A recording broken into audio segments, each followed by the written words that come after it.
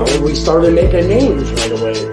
And I loved it. I was robbing drug dealers, taking their gold right off their neck. And the shit we did, who's going to call the police on you? A drug dealer?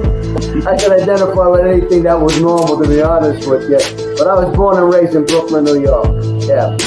99% of the time, you're going to disappear. Just like the Double Roscoe situation with Lefty? Yeah, because the reason why, they figure it this way. You brought this guy around, he ratted on everybody, now he ratted on you. You might turn around and join him and rat on us, so we get rid of you, there's no connection between there and there, and they get rid of you.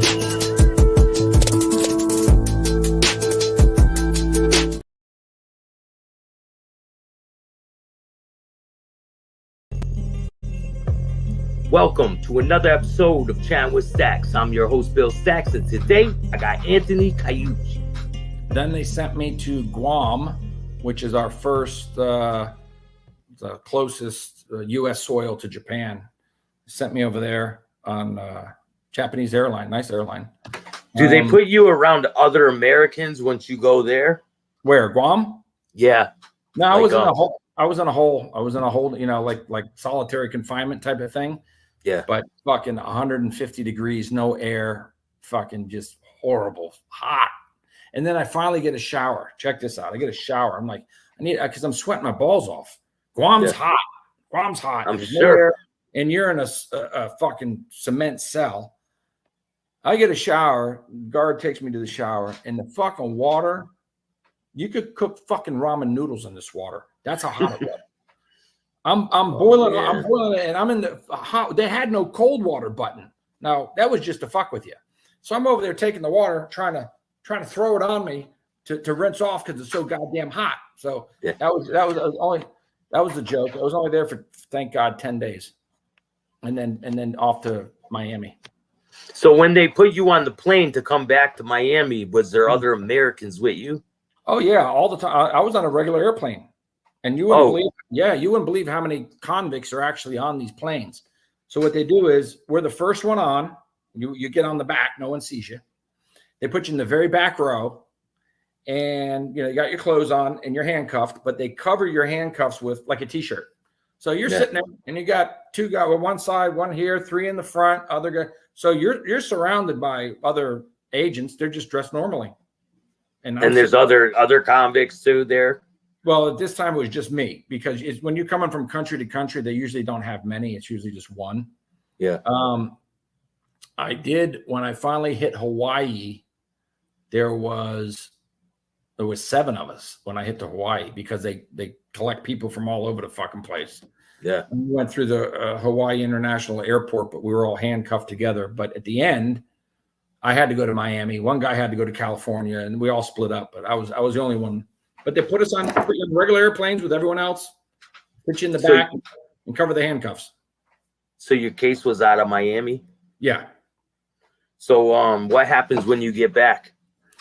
Well, when I get back, they say either you plead guilty to 10, or we're going to take you to trial and give you 30. Fuck, you can't win. My attorney goes, look, you're not going to win. I go, why? He goes, because of your dad. I go, what do you mean? He goes, your dad said so much shit about you on those fucking tapes. It's like the John Gotti fucking Sammy the Bull tape, right? But it wasn't, he didn't mean to do it. He was just talking, he was bragging. The guys needed a few hundred kilos. He goes, and this is someone he knows, friend of his.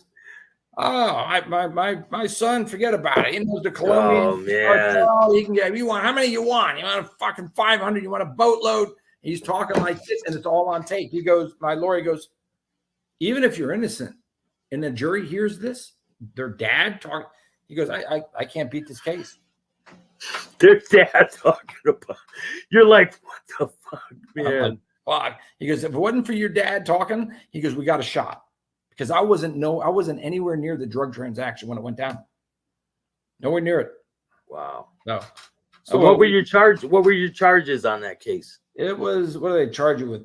Possession with intent to distribute. I don't know why they call it. Yeah, with intent. I did distribute. So, when the Fed, that's the way the feds name it. When I got my state charges were trafficking, but federal charges are possession with intent to distribute, and then conspiracy, some conspiracy charges. So then when you go to prison, right?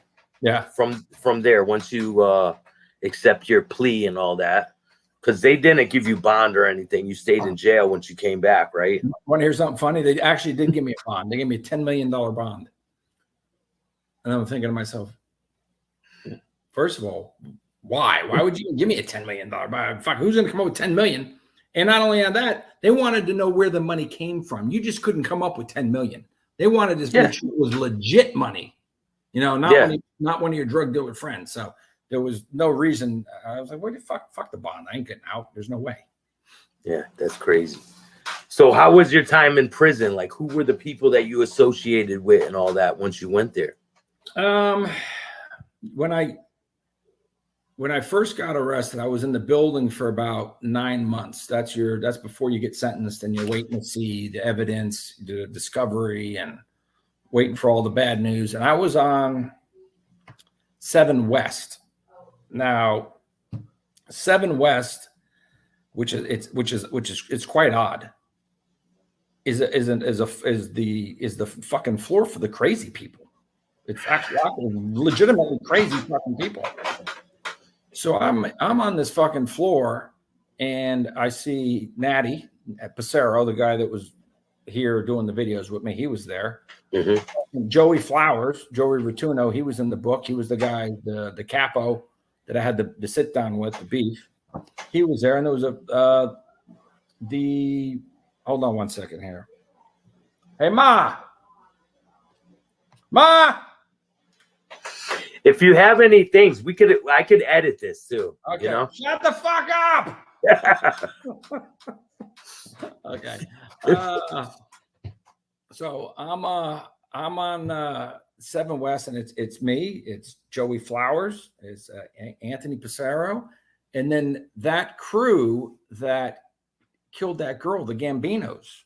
I did a video on it a long time ago. I was fucking around on the sofa when COVID came out, but these guys killed this poor girl, a stripper, and they stuck her in the box. What happened? You want to explain that story? That sounds like a good one. Oh, it's a really good one. This poor girl, she's a dancer, right? Just a stripper. Mm-hmm. And she's dancing over here at one of these titty bars. And the Gambino crew down here had, was it Freddie Massaro, and Tony Pep was the capo, but he was actually in Atlanta at the time. He was in Georgia. He had nothing sitting in Georgia. Massaro's down here in South Florida with his crew, Ariel Hernandez, another guy by the name of Sonny something another. Now, I thought Sonny was Italian. He was a redheaded Jew. He's fucking shocked the shit out of me. So you got Ariel Hernandez, Sonny, and another guy named Fat Charlie, who was the pizza. He was the pizza guy. The story original story was Hernandez went to this titty bar. I think it was the Dollhouse. I keep fucking the names up. Anyway, it was a titty bar. So Hernandez goes to the Dollhouse and picks up this dancer, and then takes her back to a hotel room. Well, while he's there, he ends up choking her and kills her. All right. Oh, now, God. His story was it was rough sex. He choked her by accident.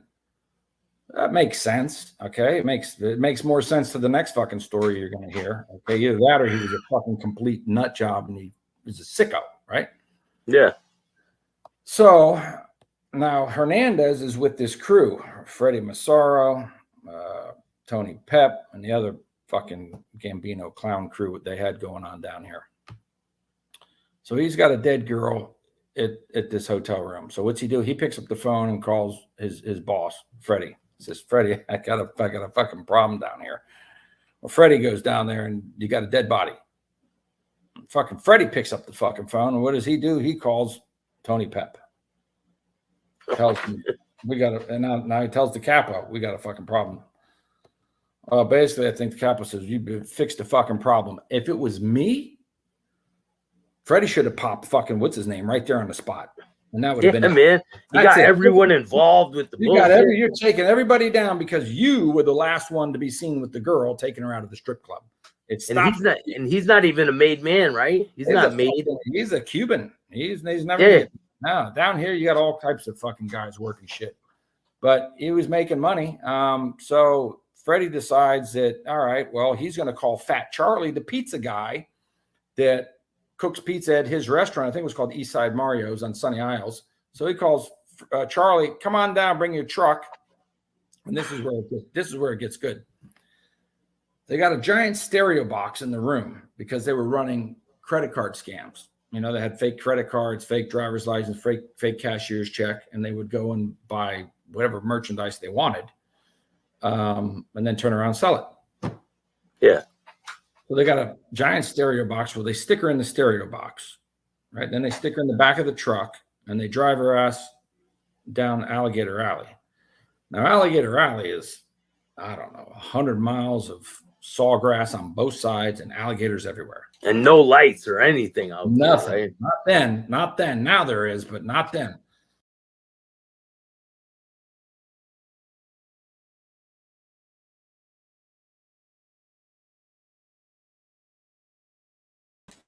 What's good, everybody? I hope you guys are having a great day. I got a lot of stuff to come. You guys, I'm just getting started. I'm going to be dropping some more interviews. And I hope you guys enjoy this content. Hit the like, subscribe, and notification bell. And I'll see you guys soon. Peace.